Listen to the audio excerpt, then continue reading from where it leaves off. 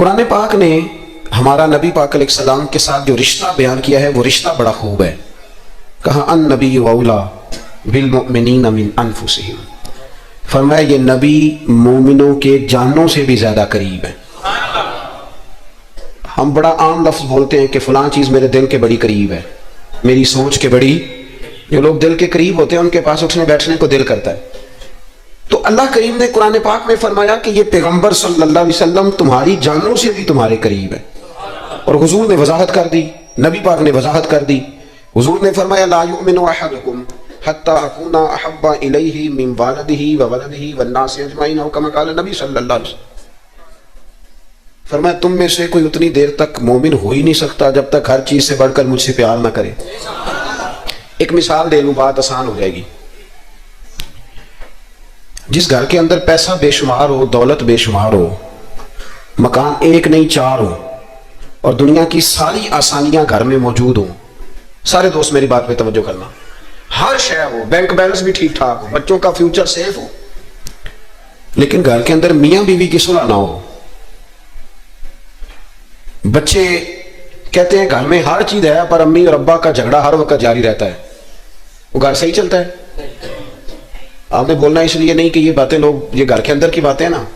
حالانکہ پاکستان کا تجزیہ یہ ہے کہ 95% میاں بیوی کے حالات ٹھیک نہیں. پاکستان یہ سرکاری اعداد و شمار، 95% گھروں میں اختلاف رائے ہے. یہ بات ذہن میں بٹھا لیں کہ میاں بیوی کا اگر اتفاق نہیں نہ ہوتا تو وہ کہیں کہ گھر میں کوئی بھی خوشی رہے گی تو یہ ممکن ہی نہیں، یہ سوال ہی نہیں پیدا ہوگا. 6 بچے ہوتے ہیں اور شادی کو 24 سال گزر جاتے ہیں پھر بھی طلاق ہو جاتی ہے. اس لیے کہ میاں بیوی کے لیے سب سے ضروری چیز آپس کی محبت ہے. اور یار کیا خوبصورت انداز ہے میرے رسول پاک علیہ السلام کا. جتنی شاندار طبیعت حضور نے مولا علی شیر خدا کی تھی اتنی کوئی کر سکتا ہے؟ اور جتنی اعلیٰ ترین تربیت اور حسن سیدہ فاطمہ کو اللہ نے دیا کسی اور کو مل سکتا ہے؟ لیکن میرے نبی پاک علیہ السلام نے ان کی شادی کے بعد ان کو اکٹھے بٹھا کے ان کے ساتھ آپس میں جوڑ کے ہاتھ اٹھا کے دعا کی تھی کہ اے اللہ ان کے درمیان محبت پیدا فرما دے. میاں بیوی کے درمیان جو سب سے اہم چیز ہے وہ محبت ہے. بچے کہتے ہیں ہم کدھر جائیں، ابا کی سنیں کہ اماں کی سنیں؟ اور اکثر گھروں میں بچوں کی تربیت رک جاتی ہے اس لیے کہ میاں بیوی کا سلوک نہیں ہوتا، تباہی اتر جاتی. گھر کے اندر ہر شے ہے پر ان کا پیار نہیں. پتہ یہ چلا کہ گھر میں محبت نہ ہو تو گھر نہیں چلتا. اگر محبت کے بغیر ایک گھر نہیں چل سکتا تو محبت مصطفیٰ کے بغیر دین کیسے چلے گا؟ گھر نہیں چلتا میرے بھائی، ٹوٹ جاتا ہے، بکھر جاتا ہے. سارا کچھ ہونے کے باوجود میں نے مردوں کو روتے ہوئے دیکھا ہے، عورتیں تو روتی ہیں، میں نے مردوں کو روتے ہوئے دیکھا ہے کہ کیا کروں 4 بچے ہیں پر اس کو نہیں سمجھ آتی، وہ پاگل ہے، مہربانی کریں وہ سیانی ہو جائے، میں بچوں کے لیے پریشان ہوں، کدھر کیا کروں. یعنی عورت اگر وفادار اور پیار کرنے والی نہ ہو تو مرد کو آنسو نکل آتے ہیں کہ یہ سیانی ہوتی تو میرا گھر بن جاتا. او بھائیو پیار بڑا ہی ضروری ہے، یہ محبت بڑی ضروری ہے، اس کے بغیر نہیں نظام چلتا. محبت ہو جاتی ہے نا. چلیں ایک واقعہ سناتا ہوں، آپ کو بات زیادہ مضبوط ہو جائے گی. داتا گنج بخش علی حجویری داتا صاحب نے لکھا ہے، یہ آج کل کا جو جدید نوجوان طبقہ ہے وہ ذرا بات جلدی سمجھ جائے گا. داتا صاحب رحمۃ اللہ لکھا، حضرت عبداللہ بن مبارک رحمۃ اللہ علیہ سے کسی نے کہا کہ آپ بڑے زبردست محدث ہیں اور اتنی وارفتگی والے صوفی کم ملتے ہیں جتنے آپ ہیں، وجہ کیا ہے؟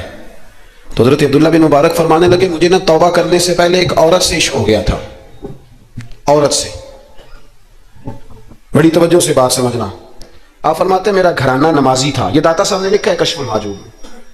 حضرت عبداللہ بن مبارک فرماتے ہیں کہ جس عورت سے مجھے عشق ہو گیا نا اس کے محلے میں جا کے میں عشاء کی نماز پڑھتا تھا اور پھر ساری رات میں اس کے گھر کے گرد رہتا تھا. وہ آدھی رات کو تھوڑی دیر کے لیے چھت پہ آتی تھی، 2-1 باتیں ہوتی تھی، میں لوٹ آتا تھا. فرماتے ہیں ایک رات میں نے عشاء کی نماز اس کے محلے میں جا کے پڑھی. قاری صاحب نے نا کچھ آیات لمبی پڑھا دی تو مجھے غصہ آیا.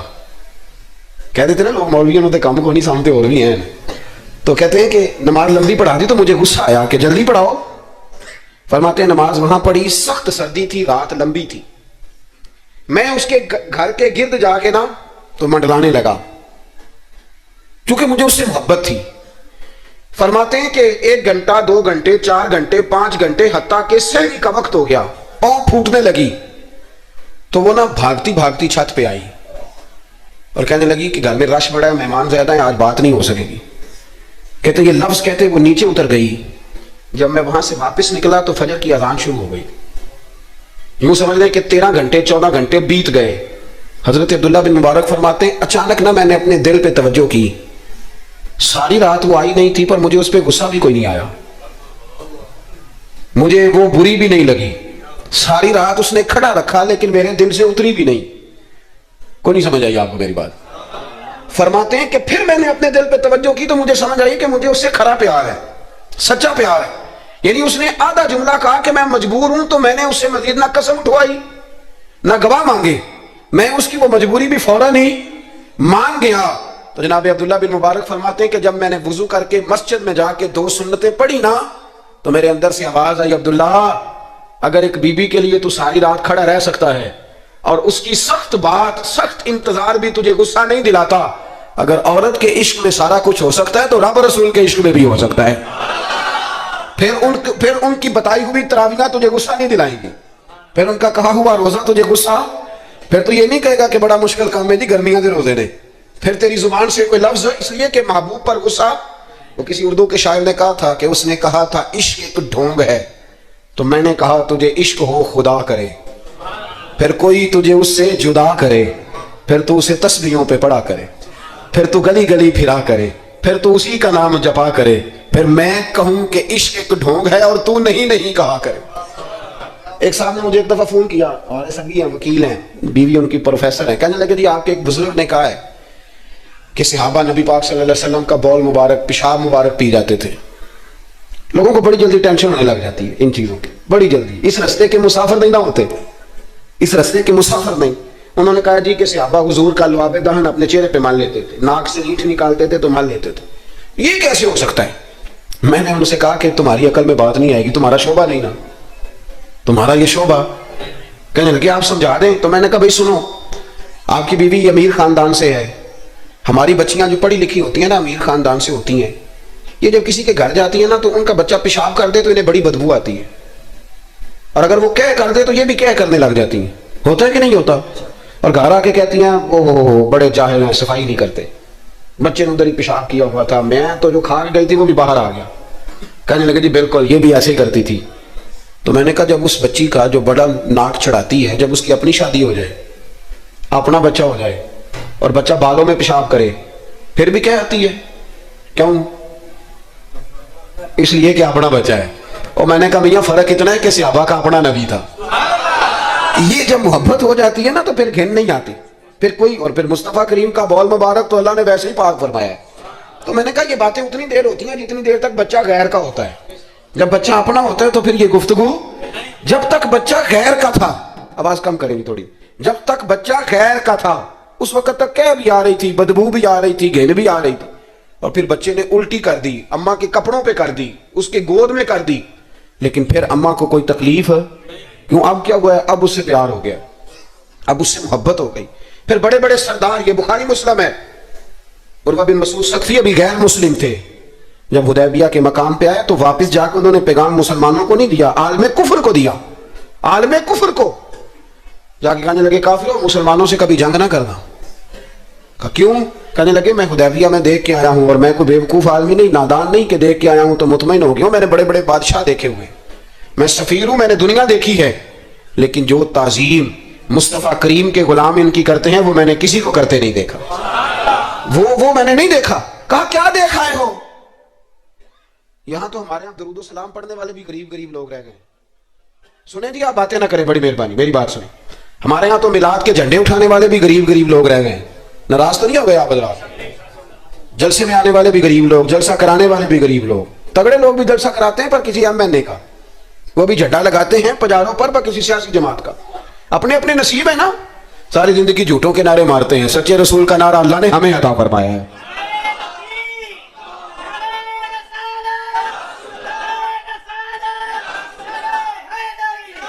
مقام توجہ اللہ کرو. سنیں, عروہ بن مسعود کہنے لگے کہ ان سے جنگ نہ کرنا. کہا کیوں؟ کہنے لگے یار میں نے بھی زمانہ دیکھا ہے, پر میں عجیب ہی نظام دیکھ کے آیا ہوں کہ نبی پاک صلی اللہ تعالی وسلم نے وضو کیا ہے, کلی کے لیے پانی منہ میں ڈالا, جب وہ پانی واپس نکلا ہے نا تو میں نے دیکھا ہے صحابہ نے ہاتھ آگے کر دیے. اور عروہ کہنے لگا یہ سارے غریب لوگ نہیں تھے, ان میں بلال حبشی جیسے غریب بھی تھے اور عبد الرحمن ابن عوف جیسے سیٹھ بھی تھے.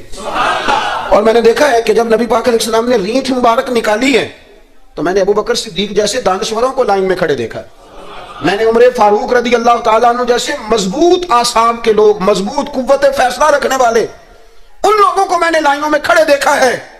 اور میں نے علی المرتضیٰ جیسے شیر کو لائن میں کھڑے دیکھا ہے. میں شیروں کو دیکھ کے آیا ہوں جو لائنوں میں کھڑے ہیں, اور خواہش یہ ہے کہ حضور کی کلی کے پانی کا ایک قطرہ مل جائے, قطرہ. اور یار میں نے عجیب رنگ دیکھا ہے, عجیب. آج تو میری جماعت کا یہ حال ہوا ہے کہ جعلی پیروں پہ تنقید کرتے کرتے لوگوں نے اصلیوں کا ادب بھی چھوڑ دیا ہے. اب تو یہ حال ہوا ہے کہ یہاں درد والی سوز والی مجالس میں بھی یوں لگتا ہے محفل نہیں میلہ ہے. کہاں گئے آنسو, کہاں گیا درد, کہاں گیا ادب, کہاں گیا سوز, کہاں گئی وہ کیفیات. عروہ بن مسعود کہنے لگے خبردار ان سے جنگ نہ کرنا, اس لیے کہ جو اپنے مصطفیٰ سے اتنا پیار کرتے ہیں وہ دین کا جھنڈا کبھی زمین پہ نہیں گرنے دیں گے. آپ لوگ اپنی اپنی جگہ پہ بیٹھیں جی, آپ پیسے لے کے نہ آئیے گا. اور ایک مسئلہ شرعی اور یاد رکھ لیں, بات سامنے آ گئی, کبھی کسی نعت خواں کو پیسے دینے ہو تو نابالغ بچے کے ہاتھ کبھی نہ بھیجیں, یہ جائز ہی نہیں شرعن. پتہ ہے آپ کو مسئلے کا, نابالغ بچہ کوئی چیز کسی کو دے تو اس سے لینا جائز ہی نہیں. وہ خوشی سے بھی دے تب بھی لینا جائز نہیں. جب تک وہ بالغ نہیں تب تک وہ دے سکتا ہی نہیں. اس مسئلے کو ہمیشہ ذہن کے اندر رکھیں. سمجھ آ رہی ہے میری بات کی؟ نہیں کوئی نہیں, آپ نے سمجھا نہیں بات کو, سمجھتے تو ہاں نہ کرتے. نابالغ بچے کو کبھی پیسے دے کے نہیں اٹھائیں, اس لیے کہ جائز نہیں اس کے ہاتھوں سے لینا, جائز نہیں. اور نہ مولانا دیدار علی شاہ صاحب رحمۃ اللہ علیہ حضرت کے خلیفہ تھے, وہ کہتے ہیں مجھے کئی دفعہ میرے یاروں نے کہا تھا کہ اعلیٰ حضرت سے ملنے چلے, تو میں کہتا تو میں خود سید ہوں, خود عالم ہوں, میں کیوں جاؤں کسی کے پاس. کہتا جس دن پہلے دن گیا نا تو ایک چھوٹا طالب علم کنویں پہ پانی نکال کے وضو کر رہا تھا. میں نے کنویں سے پانی میں نے سمجھا کہ ڈیوٹی, آپ کو پتا نا بڑی مصیبت ہوتی ہے طالب علموں کے حصے میں آئی ہوئی, سارے کام ان بیچاروں نے کرنے ہوتے ہیں, یعنی قدموں کے نیچے فرشتوں نے پارے بچھائے ہوتے ہیں اور کندھے کے اوپر کمیٹی والوں نے قربانی کی کھال رکھی ہوتی ہے. یہ طالب علموں کا عشر ہوتا ہے. تو وہ طالب علم بیچارہ پانی نکالا ہوا تھا, اس نے, سید صاحب کہتے ہیں میں وضو کرنے لگا نا تو طالب علم کہنے لگا بابا جی پوچھ تو لو, پانی تو میرا ہے. میں نے سمجھا کہ شاید خدمت پہ معمور ہے نمازیوں کو وضو کرو. اس نے کہا پانی تو میرا ہے. تو میں نے کہا چل بیٹے تو اجازت ہی دے دے, میں وضو کر رہا ہوں. تو کہنے لگا آپ کو مسئلے کا پتہ ہونا چاہیے, میں نابالغ ہوں, اپنی مرضی سے بھی چیز کسی کو نہیں دے سکتا. سید صاحب کہتے ہیں میں نے اللہ اکبر کہا اور میں نے کہا دیدار علی شاہ تو بڑا عالم ہے اور احمد رضا کے تو نابالغوں کا علم بھی تجھ سے زیادہ ہے. اس کرمت ہے اہل دول رضا اور پڑے اس بلا میں میری بلا, میں تو گدا ہوں اپنے کریم کا, میرا دین پارا ہے نانے. آمدام برس میں مطلب رسول پاک کی محبت یہ انسان کو سجاتی ہے, سنوارتی ہے, تکبر دور کرتی ہے, عاجزی پیدا کرتی ہے, یہ روح کا وضو کراتی ہے. جب حضور کی محبت میں لوگ روتے ہیں تو پھر انسان کا دل صاف ہو جاتا ہے. نبی پاک کی محبت انسان کو آداب کا پابند کرتی ہے, وہ نعت کے ساتھ وابستہ ہو جاتا ہے, مسجد کی صفائی کرنا اس کے لیے آسان ہو جاتا ہے. حضور سے محبت ہوتی ہے تو بہانے نہیں کرتا بندہ کہ اب میں رمضان سے نماز شروع کروں گا, حج کر کے آؤں گا تو نیک بنوں گا, داڑھی رکھوں گا تو لوگ کیا, پھر یہ بہانے ختم ہو جاتے ہیں. اس لیے کہ محبت عمل کرنا آسان کر دیتی, محبت آسانی پیدا کرتی. حضرت ابو بکر صدیق رضی اللہ تعالیٰ عنہ سے کسی نے پوچھا تھا کہ آپ سب سے زیادہ راضی کب ہوئے. حدیث بخاری مسلم میں بھی ہے, پر کنز المال سے عرض کر رہا ہوں, وہاں تفصیل زیادہ ہے. حضرت ابو درداء رضی اللہ تعالیٰ عنہ فرماتے ہیں کسی نے پوچھا راضی کب ہوئے. انسان بڑی دفعہ راضی ہوتا ہے نا, جب مسلمان ہوئے تھے تب بھی بڑے راضی ہوئے ہوں گے, جب اللہ نے بیٹا دیا تھا تب بھی بڑے راضی ہوئے ہوں گے, اور پھر اللہ نے انہیں امیر المومنین بنایا. یہ سارے وقت ہوتے ہیں نا خوشی کے. کہا راضی کب ہوئے, تو صدیق اکبر بیٹھ گئے. فرمانے لگا بتاتا ہوں. کہ بتائیے. فرمانے لگے اس دن بڑا ہی راضی ہوا تھا جس دن میں نبی پاک کو مکے سے مدینے لے کے جا رہا تھا صلی اللہ علیہ وسلم, میں بڑا راضی ہوا. کہا کس طرح؟ تو حضرت صدیق اکبر فرماتے ہیں جب ہم مکے سے مدینے جا رہے تھے تو گرمی زیادہ تھی, میں نے دیکھا کہ حضور کو پسینہ آ رہا اور پسینے کے قطرے میں نے چہرے پر ٹپکتے دیکھے. فرماتے میں پریشان ہو گیا کہ کوئی ٹھنڈا سایہ ملے تو میں حضور کو تھوڑا آرام کراؤں. فرماتے ہیں دائیں بائیں دیکھا کوئی چیز نظر نہ آئی. ایک پہاڑ کی ڈھلان تھوڑی جھکی ہوئی تھی, میری نظر پڑی تو میں نے عرض کی یا رسول اللہ اگر اجازت دیں تو دیکھاؤں.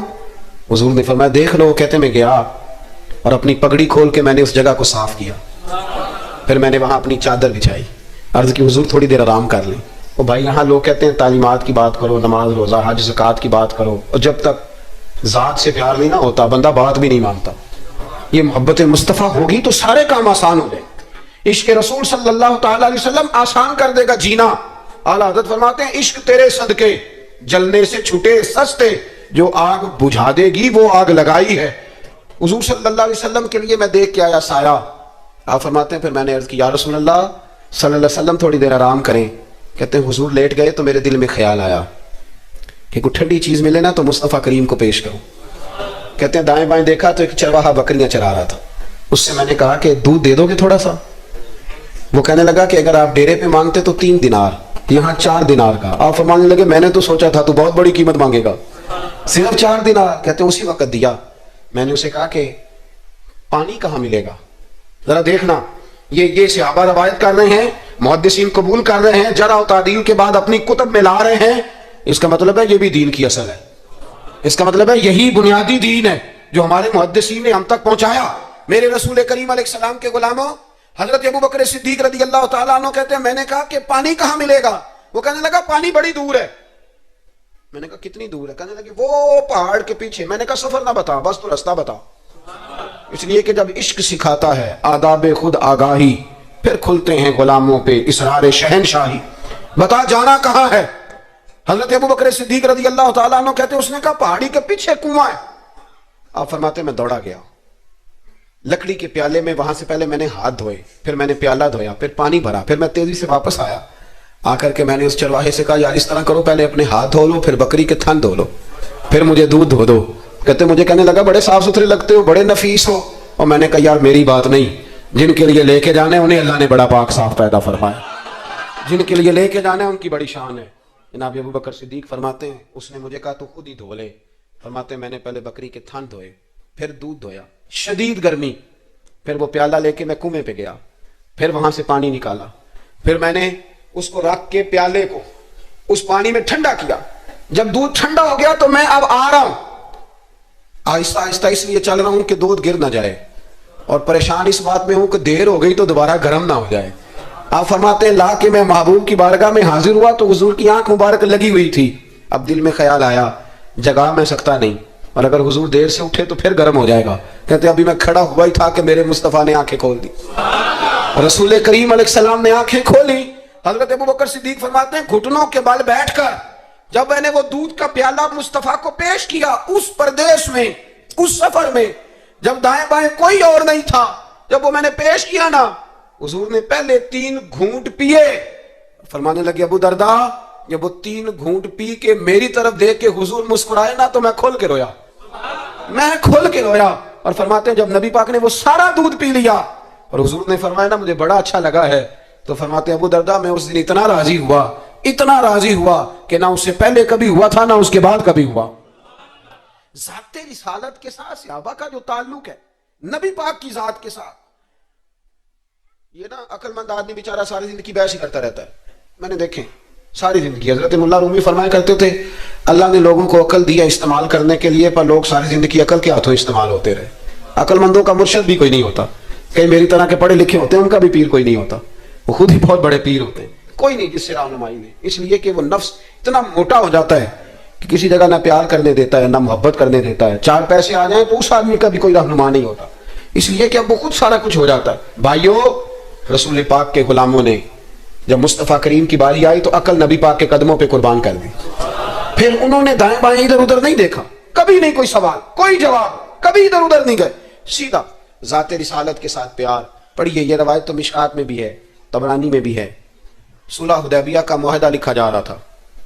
تو جو ہے میرے دوستوں, ہم ویسے ساری زندگی یہی سنتے رہے ہیں کہ الامر فوق الادب, حکم ادب پہ فوقیت رکھتا ہے, سنا یہی ہے.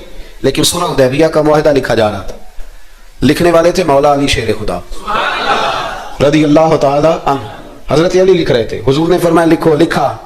حضرت علی نے پہلی عبارت لکھی تو لکھا محمد رسول اللہ صلی اللہ علیہ, اور قریش مکہ کے درمیان معاہدہ. جب لکھا نا محمد رسول اللہ صلی اللہ علیہ تو ابو سفیان بول پڑے, کہنے لگے جی آپ محمد ابن عبداللہ لکھیں, کیونکہ ہم معاذ اللہ ہم رسول اللہ تو مانتے نہیں, یہ مان جائیں تو جھگڑا ختم. محمد ابن حضور محمد ابن عبداللہ بھی ہے نا, اور محمد رسول اللہ بھی ہیں. امام زرقانی کہتے ہیں نبی کریم علیہ الصلوۃ والسلام نے فوراً کہا حضرت علی سے, علی اس طرح کرو رسول اللہ کاٹ کے نا تو ابن عبداللہ لکھ دو. حضرت مولا علی شیر خدا خاموش ہو گئے. سنا ہم نے یہی ہے ساری زندگی کہ حکم فوقیت رکھتا ہے, لیکن حضرت علی خاموش ہو گئے. حضور نے دوسری دفعہ کہا علی رسول اللہ کاٹ کے نا تو محمد ابن عبداللہ لکھ دو. حضرت مولا علی شیر خدا خاموش ہیں. تیسری دفعہ جب حضور نے کہا تو امام زرقانی کہتے ہیں قلم نیچے رکھا حضرت علی نے, ہاتھ باندھے اور آنکھوں میں آنسو آ گئے. کہا یا رسول اللہ میں مجبور ہوں, مجھے رسول اللہ لکھنا تو آتا ہے پر کاٹنا نہیں آتا. حضور میں نا یہاں مجبور ہوں، حضور میں مجبور ہوں، لکھنا آتا ہے پر کاٹنا، بھائی سوال اٹھتا ہے نا کہ لکھنا آتا ہے تو کاٹنا کیوں نہیں آتا؟ لیکن 1500 صحابہ موجود تھے، کسی نے اعتراض نہیں کیا کہ علی حضور حکم دے رہے ہیں لکھو، کیوں نہیں لکھ رہے؟ جہاں وہ مفتی ہوتا نا، وہ BCom MSc تو فٹافٹ درس دیتا، مولانا آپ یہ کیا کہہ رہے ہیں؟ حضور نے کہا تو ویسے کریں۔ اور میرے بھائی جب محبت ہوتی ہے نا، ایک شعر ہے خواجہ غلام فرید صاحب کا، اگر آپ کی سمجھ میں آئے تو بڑی اچھی بات ہے، نہ آئے تو پھر بھی بڑی اچھی بات ہے، اگر سمجھ میں آئے تو کیا بات۔ خواجہ غلام فرید صاحب کہا کرتے تھے، تن تندور ہڈاں دا بالن تے اسی ہاواں نال تپایا، کپ کپ مکیاں پیڑے کیتے، اتوں عشق پلے تھن لایا، تن دا سالن من دی ہانڈی تے لون صبر دا پایا، غلام فریدا وے میں ساری تیری، تینوں اجے یقین نہیں آیا؟ غلام فریدا وے میں ساری تیری، تینوں اجے یقین نہیں آیا؟ حضرت مولا علی شیر خدا رضی اللہ تعالیٰ عنہ کہنے لگے حضور کاٹا، بولیے کاٹا؟ پتہ نہیں یا رسول اللہ لکھا ہوتا ہے تو لوگ کیسے کاٹ لیتے ہیں، یا رسول اللہ لکھا ہوتا ہے کاٹ دیتے ہیں، کیسے کاٹ دیتے ہیں خدا بہتر جانے۔ مولا علی سے تو نہیں کاٹا گیا، حضرت علی شیر خدا فرمانے لگے نہیں کاٹا جاتا۔ میرے مصطفیٰ کریم کے غلاموں، آپ یقین کرو پاکستان میں 5 لاکھ کے قریب ہے نفسیات کے مریض، عقل کے گھوڑے دوڑا دوڑا کے لوگ پاگل ہو گئے۔ علامہ اقبال جیسے لوگ تڑپتے تھے آخری عمر میں، کہتے تھے خرد کی گتھیاں سلجھا چکا، یا رب مجھے صاحب جنوں کر دے، اللہ مجھے مجنون کر دے نبی پاک کے عشق میں، میں نہیں مزید فلسفہ منطق ادھر نہیں جانا چاہتا، مجھے دیوانگی دے رسول اللہ کی محبت کی، میں نہیں جانا۔ یہ جو لوگ دیوانے تھے نا یہ بڑے اچھے تھے، اب تو بحث ہی رہ گئی ہے، عمل ختم ہو گیا ہے، اب بحث رہ گئی۔ جس کو 35 سال ہو گئے نا میلاد مناتے، وہ بھی ہر سال آ کے پوچھ لیتا ہے کہ جائز تو ہے نا منانا۔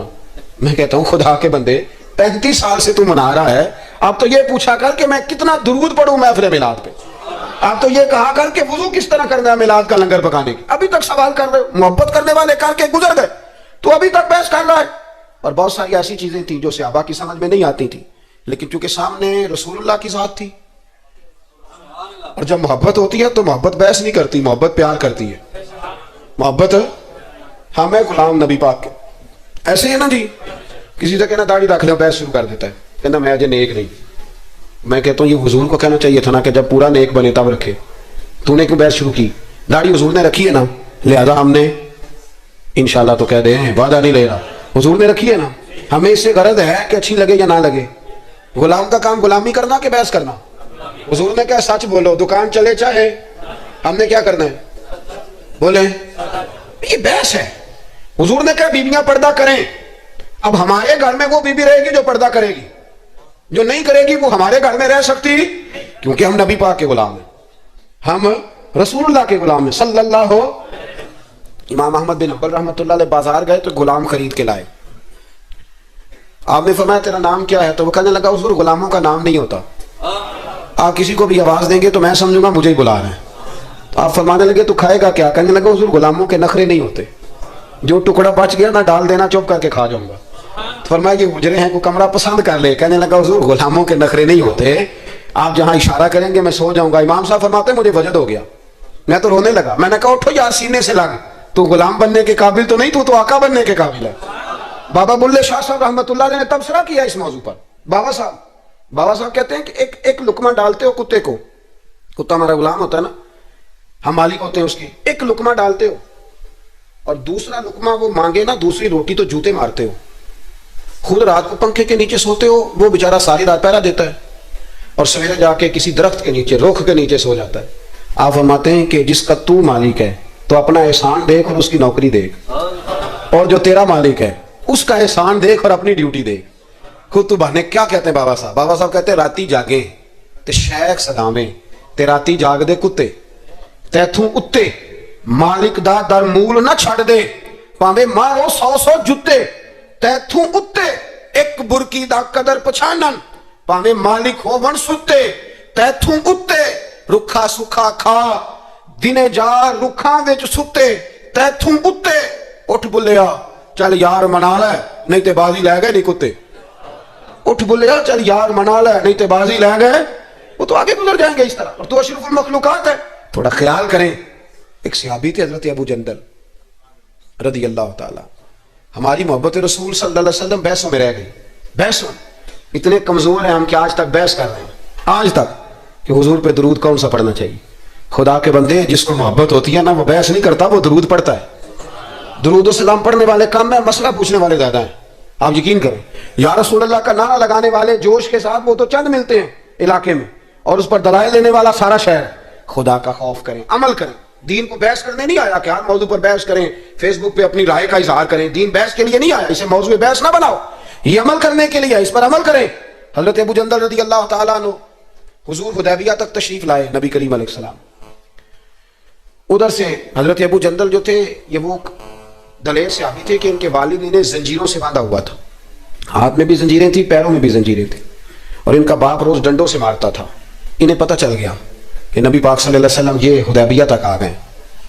हजरत अबू जंदल कमरे में कैद थे, बाप और भाई ने कैद किया हुआ था। उन्होंने ना अपना सर मार मार के ना खिड़की को तो खिड़की तोड़ी। डॉक्टर अहमद अब्दुल रज़ाक ने सीरतुन नबविया में लिखा है, खिड़की तोड़ के बाहर आए। दीगर किताबों में भी है ये रवायत। बाहर आए ना जब, तो हजरत मौला अली शेर खुदा फरमाते हैं हमने ना हुदैबिया की शराइत लिख ली थी। उन शराइत में एक शर्त ये थी कि मक्के से जो शख्स आएगा हुजूर साथ नहीं ले जाएंगे, और वहां भी जाएगा तो पनाह नहीं देंगे, और अगर मदीने का को वहां चला गया तो वो वापस नहीं करेंगे। उस वक्त तो ये शर्त बड़ी कमजोर लगती थी, पर सबसे ज्यादा फायदा इसी शर्त ने इस्लाम को अता फरमाया। इसलिए कि जो आदमी मक्के से आता था उसे पता था मदीने तो हुजूर के पास रह नहीं सकता, हुजूर ने वादा कर लिया, मक्के वापस जा नहीं सकते थे।